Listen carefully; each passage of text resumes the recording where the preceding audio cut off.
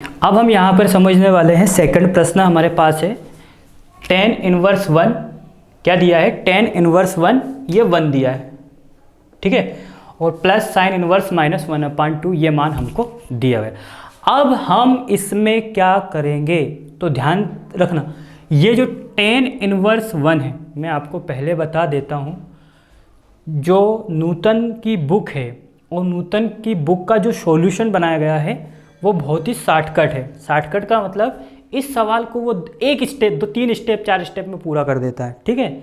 लेकिन हम स्टूडेंट को ये बात समझ में नहीं आ पाती है कि इसको किया कैसे गया है, ठीक है। तब आपको इस प्रश्न में क्या करना है पहले मैं बता देता हूँ। आपको यहाँ पर tan इनवर्स 1 दिया है, इसका आप मान निकाल लेना, ठीक है, जैसे कि हमने पहले निकालना सीखा था।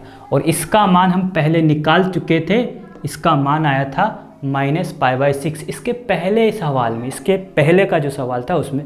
लेकिन मैं यहाँ पर भी आपको वापस से समझाऊंगा ताकि आपकी प्रैक्टिस काफ़ी हो जाए। अब यहाँ पर देखिए हम क्या करते हैं, मान निकालते हैं tan इनवर्स 1 का, ठीक है। तो कैसे, सबसे पहले आप यहाँ पर इसको एक बार लिख दीजिए, ये आ गया हमारा tan इनवर्स 1 और ये लिख दिया 1 प्लस साइन इनवर्स 1 माइनस 1/2, ठीक। अब आप क्या करोगे, इसको आप इक्वेशन फर्स्ट मान लीजिए, ठीक है, कोई प्रॉब्लम नहीं है अगर आप इसको इक्वेशन फर्स्ट मान लेते हो, अपना काम ही तो मानने से स्टार्ट होता है।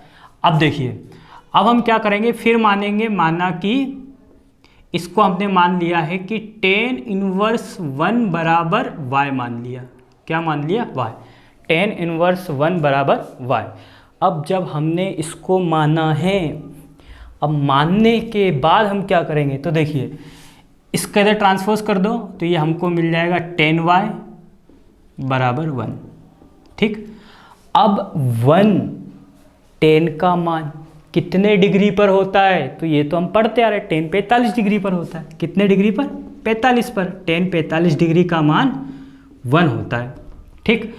अब इस 45 डिग्री को आप रेडियन में चेंज कर दो, तो रेडियन में चेंज करेंगे तो इसको हम लिख सकते हैं tan y बराबर tan π/4, ठीक है, लिख सकते हैं। इस tan π/4 का मान होता है 45 और आप यहाँ पर इसके साइड में लिख सकते हो चूंकि tan π/4 बराबर होता है 1, ठीक। अब ये बात आपको क्लियर समझ में आ गई होगी कि इसको कैसे किया गया यहाँ तक। इस tan से इस tan को उड़ा दीजिए, ठीक, तो आपको क्या मिल जाएगा, y मिल जाएगा, y का मान क्या मिल गया, π/4 मिल गया, ठीक। अब जब ये आपको y का मान मिला है, इस मान को आप यहाँ पर रख दीजिए तो आपको यहाँ पर tan इनवर्स 1 बराबर आपको π/4 प्राप्त हो जाएगा। बात समझ में आ गई, ठीक है। अब इसको आप इक्वेशन सेकंड मान लीजिए, क्या मान लीजिए, इक्वेशन सेकंड मान लीजिए। अब आपने इसको इक्वेशन सेकंड माना है, फिर आपको पुनः क्या करना पड़ेगा, इसको वापस से मानना पड़ेगा, ठीक है। पुनः माना लिख दीजिए, पुनः माना कि अब यहाँ पर आ जाएगा साइन इनवर्स -1/2। फिलहाल तो आपको इसका मान आता है, ठीक है, फिर भी मैं एक बार और बता देता हूँ, इसको क्या मान लिया हमने, y मान लिया, ठीक है। अब इसको जब हम सॉल्व करेंगे तो यहाँ आ जाएगा साइन y बराबर माइनस का π/2 सॉरी, ठीक है। अब इसका सॉल्व करेंगे तो साइन -y बराबर 1/2 कितने डिग्री पर होता है, π/6 पर होता है। तो ये आ गया अपना साइन -y बराबर साइन π/6, साइन से साइन कैंसिल, तो माइनस का y आया, ये माइनस का y इधर आ जाएगा, तो y बराबर माइनस का π/6 आ गया, ठीक है। अब आप क्या करोगे, इसको यहाँ रख दीजिए। जब आप इसको यहाँ पर रखते हो तो देखिए ये आ जाएगा साइन इनवर्स -1/2 बराबर -π/6 6 आ जाएगा। अब माइनस का पाई बाई 6 आ गया, ठीक है। इसको आप बोल दीजिए इक्वेशन सेकंड। अब आप बोल दीजिए समीकरण 2 व समीकरण, इसको 3 बोलना पड़ेगा, क्या बोलना पड़ेगा, थर्ड, समीकरण थर्ड। और ये फर्स्ट है, सेकंड थर्ड, समीकरण 2 व 3, समीकरण 2 और समीकरण 3 के मान को समीकरण 1 में रखने पर, समीकरण 1 में रखने पर,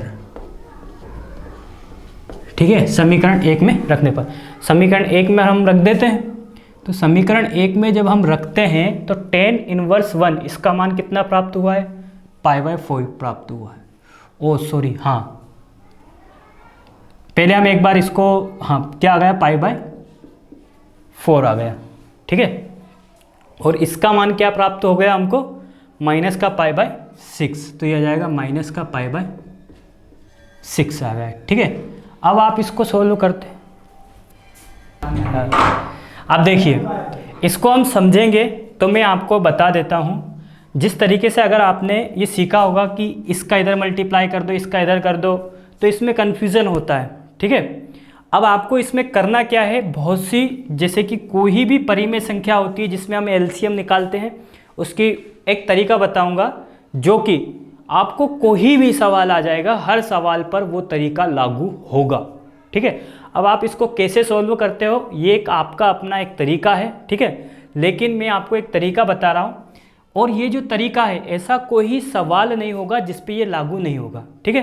कहने का मतलब कि 2 परिमेय संख्याएं हम यहाँ पर इसको बोल सकते हैं, 4 भी हो सकती है, 5 भी हो सकती है, 8 भी हो सकती है, 10 भी हो सकती है, कितनी भी परिमेय संख्याएं, हर परिमेय संख्याओं पर ये जो मेथड मैं आपको बता रहा हूँ वो काम करेगी। कैसे, देखिए यहाँ पर आपने लिखा है π/4 माइनस π/6, ठीक है। आपको इसमें क्या करना है, 4 का और 6 का एलसीएम ले लीजिए, लोवेस्ट कॉमन फैक्टर, ठीक है। जब आप इसके अंदर से एलसीएम लेते हो, एलसीएम मतलब हमने लिखा यहाँ 2 से डिवाइड किया, यहाँ 2 आ गया और यहाँ 3 आ गया, आ गया। अब फिर हम किससे करेंगे, 2 से करेंगे, 1 आ गया, 3 आ गया, फिर करेंगे 3 से, 1 आ गया और 1 आ गया, इसका इसके साथ मल्टीप्लाई करेंगे, 4 आ जाएगा, 4 का 3 के साथ करेंगे तो 12 आ जाएगा, ठीक है। अब यहाँ पर कुछ स्टूडेंट क्या करते हैं, इसको 6 का इधर कर देते, 4 का इधर कर देते और इसको 24 लिख देते हैं, ठीक है। तो देखिए ये जो मेथड है, जैसे कि आप इसका इधर करते हो, इसका इधर करते हो, इसका इधर करते हो, तो ये इस मेथड से सवाल तो हो जाएगा, लेकिन सिर्फ और सिर्फ ये जो तरीका होता है, ये तरीका 2 परिमेय संख्याओं पर ही लागू होता है। तीसरी परिमेय संख्या आ जाएगी तो आप उलझ जाओगे, ठीक है। इसलिए आप एक तरीका ऐसा बना लीजिए, सिर्फ एक तरीका ऐसा बना लो जो कि हमको हमेशा काम आए, ठीक है, हर सवाल के लिए वो लागू हो जाए। तो एलसीएम कितना आया हमारा, 12 आया, ठीक। अब जब एलसीएम, जो भी एलसीएम आपको प्राप्त हुआ है, यहाँ आप लिख सकते हो